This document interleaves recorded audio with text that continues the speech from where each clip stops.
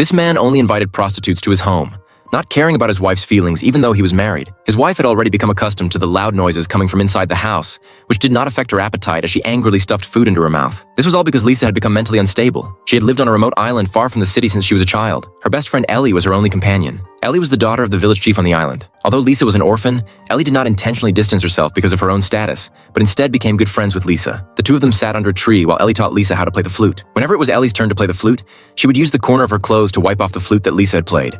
But Lisa never minded Ellie's actions. Suddenly, they were surrounded by 4 boys from the island. Jack, the bravest one, directly hit Lisa with a stick. Ellie stood up and hid behind Lisa. Lisa dropped the flute, grabbed the stick, and bravely stood up to fight with Jack. Ellie took the opportunity to run away. After a struggle, Lisa managed to snatch the stick and held it in front of her to block the group. However, it didn't take long before someone grabbed the stick from her and threw it away. One of them picked up the flute from the ground and fiercely smashed it on Lisa's head, knocking her unconscious. Ellie ran for a distance and realized that Lisa had not followed her, so she hurriedly turned back. She saw the 4 men curiously looking at Lisa.